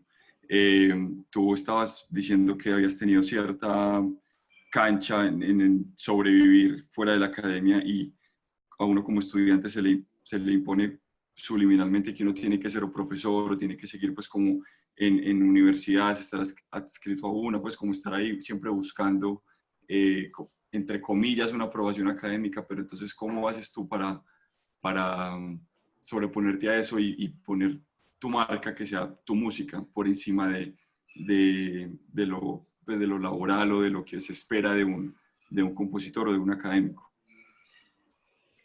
Bueno, pues hay varias cosas, ¿no? Está lo de la, digamos, el trabajo, ¿no? Sí, pues yo he tenido, digamos que, sí, yo he sobre todo vivido de escribir música, pero al mismo tiempo también he enseñado aquí, pues lo que les decía, en la Javeriana, eh, he tenido algunas residencias. Yo creo que vivir solamente de las comisiones es muy difícil, es muy difícil. Em, y pues hasta el momento he tratado de resistirme al máximo a tener que enseñar regularmente en un lugar que no sea enseñar composición, digamos, composición, a mí me gusta mucho enseñar, pero pues en Francia, donde yo vivo regularmente, no hay muchos puestos de composición, incluso los conservatorios viven una pequeña transición en donde yo siento que la clase de composición ya es considerada como algo elitista. Entonces se han abierto clases que son un poco más hacia música para videojuegos, música, composición en músicas populares. Y entonces, pues cada vez hay menos trabajo para enseñar composición en los conservatorios franceses, pero digamos que he tenido la oportunidad de hacer eso en Bogotá. Lo que les digo, tengo algunos estudiantes como a los que les doy clases individuales sin cobrar, ¿ves? Porque pues, me gusta mucho mantener ese diálogo con personas que están creando, que sea un diálogo regular. Siento que me aporta mucho, más de lo que yo podría aportar también. Em, pero digamos que en ese trabajo que yo he hecho de escribir música, en Francia los derechos de autor funcionan relativamente bien. Entonces, cuando uno tiene una obra grande, como una ópera, yo he escrito para danza, por ejemplo, ¿no? Una obra para las obras para danza se pueden llegar a hacer 50 veces. Con derechos de autor siempre. Entonces, digamos que hay como diferentes fuentes de ingresos que llegan y que ayudan como a salvar el día a día. Y, pues si uno es organizado, puede llegar a no vivir, sino a sobrevivir, como yo digo, de la música. Ahora, enseñar composición me parece que es genial. Me gusta mucho. Yo siento que me enriquece mucho cada vez que lo hago. Cuando yo voy a la Javeriana a trabajar con los muchachos de pregrado y de maestría, termino es un mes, 3 semanas, un mes de trabajo, vuelvo recargado, ¿no? De ideas, de energía. Digamos que hay algo en ese diálogo, en ese intercambio que uno tiene con un alumno o con un maestro, en el que uno se resuelve a sí mismo sus dudas, ¿no? Exteriorizar su trabajo. Pues a mí me gusta mucho hablar de mi trabajo con mis estudiantes y que ellos me hablen del de ellos, evidentemente. Porque en esa, cuando uno exterioriza, ¿no? Cuando uno habla, cuando uno eh, pone en palabras lo que está haciendo, está resolviendo al mismo tiempo las dudas que tiene. Sí, yo no sé si a ustedes les pasa eso, pero yo creo que más que buscar yo creo que mis estudiantes más que buscar en el profesor como la respuesta a las dudas que tienen, se encuentran con alguien que les ayuda a encontrar las respuestas a las dudas que ellos tienen, o que por lo menos los hace ser conscientes del trabajo que están haciendo, ¿no? Que llegan a clase y les digo, mira, acá estás haciendo esto, ¿por qué? Porque estás haciendo esto, pero entiendo esto que estás haciendo acá, ¿por qué esto? ¿Estás seguro que eso es lo que quieres hacer? Digamos que en ese cuestionamiento el estudiante como que, digamos que a partir de su trabajo, él puede seguir avanzando, ¿no? Pues hay otra forma de trabajar, hay otro tipo de relación estudiante-maestro, que es el trabajo cuatro manos, ¿no? Que es cuando uno llega a la clase y el profesor le dice, no, mire, yo acá prefiero que usted ponga mejor piano y en lugar de un mezzoforte, o, ay, mira, aquí de pronto sería muy bonito que usted metiera una marimba con unas baquetas, escobillas de yo no sé qué, y eso va a estar muy bien. Mira, ay, yo vi algo parecido en esta partitura, pues mire. Sí, claro, yo también hago eso. Les digo, mire, escúchese esto, yo creo que esto le va a ayudar. Pero yo trato en lo mínimo de intervenir de forma directa en el trabajo de un estudiante, ¿no? En decirle como, ay, mire, no, es que quite esta frase, no pongas pronto como, esto a mí no me gusta tanto, pero porque lo está haciendo así, ¿no? Como crear un diálogo y que a través de ese diálogo el estudiante pueda resolver sus dudas, ¿no? Como que pueda seguir avanzando en la escritura de su obra. Y, y bueno, les digo, no, yo siento que cuando uno habla de su trabajo, cuando el estudiante viene y le dice, mire, es que lo que yo estoy haciendo es esto, aquí lo que yo quiero hacer es esto, de pronto él no es consciente de todo lo que está haciendo, entonces el profesor le ayuda a analizar su trabajo, le dice, mire, pero estás aquí haciendo esto, se da cuenta de que esta estructura que se está planteando, no, se da cuenta de estos movimientos armónicos, de estos movimientos melódicos. Entonces, digamos que en ese caso el profesor sirve más como de puente, ¿no? Entre el estudiante y el trabajo que él mismo está haciendo, ¿no? Eh, y bueno, y pues a mí esa experiencia me parece muy bonita y muy enriquecedora y es algo que me gusta hacer, y que me gusta hacer y sobre todo que cuando la hago pues me siento muy comprometido, ¿no? con ese trabajo. Entonces, no, yo no creo que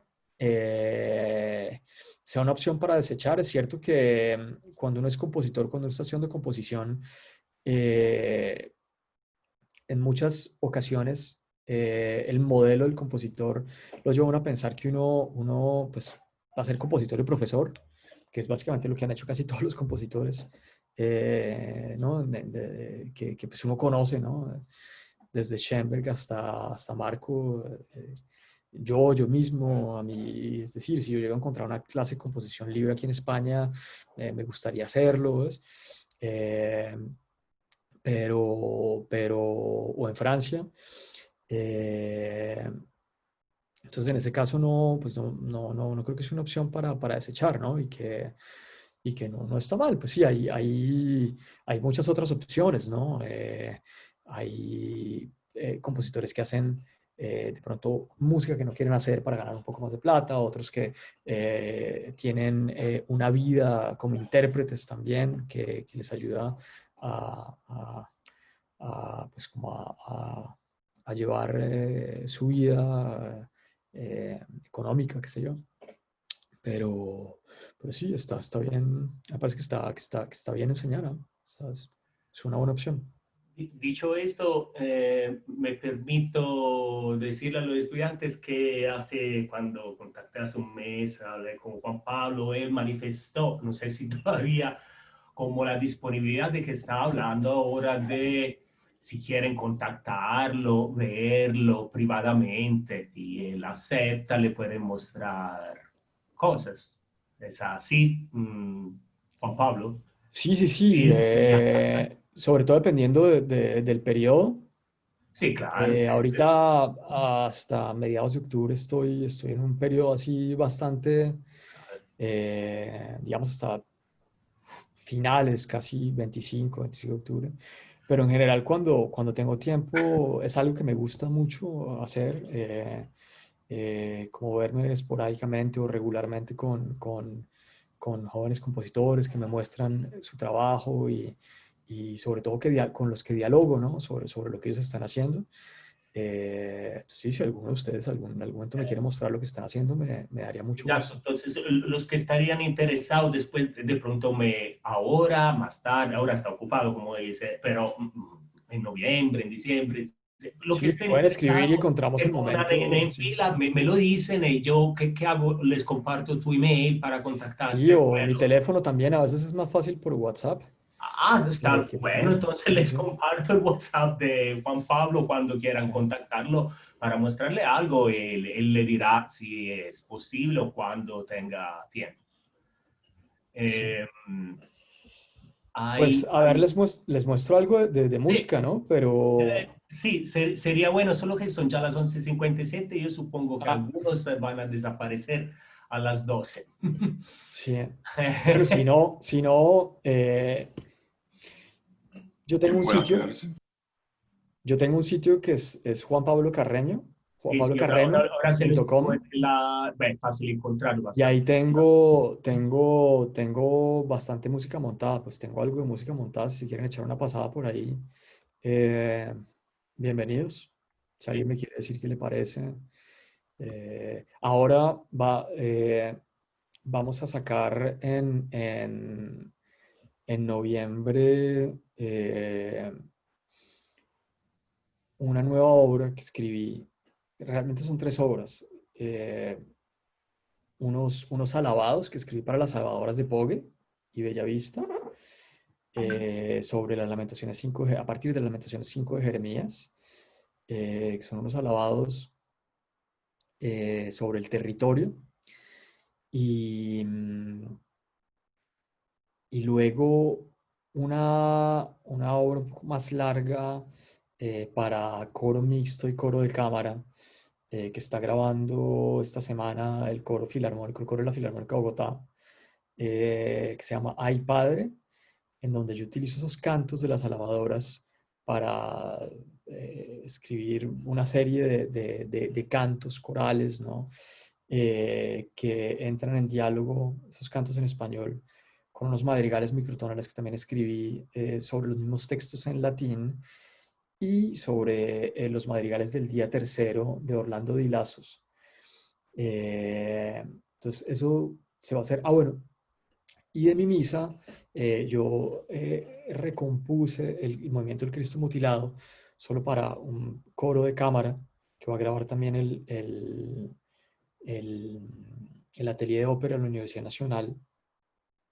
Y con esas tres obras están haciendo una especie de película con imágenes del territorio y también con imágenes de las grabaciones de estas músicas, que se va a lanzar ahora en noviembre para celebrar el aniversario del proceso de paz, que es un proceso en el que yo creo, en el que yo digo, creo, creo que tiene mucho sentido, ¿no? Eh, entonces, bueno, pues eso es como lo que estoy trabajando ahorita, pues es algo un poco diferente a todo lo que he hecho y que disfruté muchísimo haciendo, y con lo que me siento, una obra de la que me siento muy satisfecho, pues. Entonces, bueno, eso va a salir dentro de poco también, en un mes y medio aproximadamente. Entonces, por si quieren estar pendientes ahí, igual yo también estoy en Facebook, si quieren podemos estar en contacto por Facebook. Y pues Marco les puede dar mi contacto por si en algún momento alguien quiere, no sé, como seguir dialogando sobre música y sobre todo mostrarme algo de lo que hacen, que me interesaría muchísimo también poder ver lo que están haciendo. Te lo agradezco mucho. Ya puse ahí en el chat el sitio de Juan Pablo, pero como le dije, es muy fácil. Meten Juan Pablo Carreño y la primera cosa que le sale es su sitio. Entonces pueden ver todo. De ahí lo contactan o como ya le dije, me dicen a mí y después si yo hago el trámite para rápido vía WhatsApp. Juan Pablo, sí, lo siento, es que las 2 horas son 2 horas. Sí. Pues, Fueran presenciales, quizás se podría después ir al café a tomar algo y seguir, pero de esta forma es más difícil. no hay problema.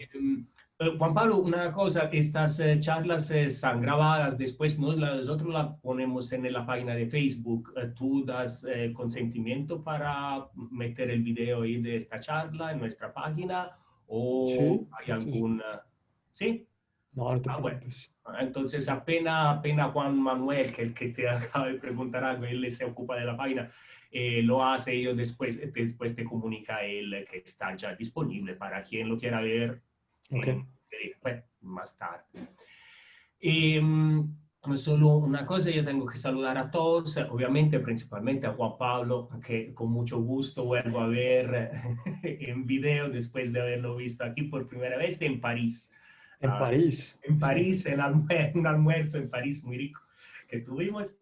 Le agradezco a todos entonces de haber participado a esta charla. Le recuerdo la próxima semana, el lunes es festivo, entonces no hay. Bueno, yo tengo una, no sé si es pública, con de respuesta de Juan Pablo, no, perdón, Gabriel Bolaños, que habíamos invitado, un compositor nicaragüense que habíamos invitado. Si yo tengo charla en ASU con él, si es pública le diré cuál es la dirección. Si no, nosotros nos veríamos en 2 semanas con una nueva charla sobre teatro musical de, perdónenme, María Fernanda Rodríguez, clarinetista, pero que hizo estudios en Suiza de teatro musical e improvisación. La veremos 2 veces, en 15 días y después en noviembre.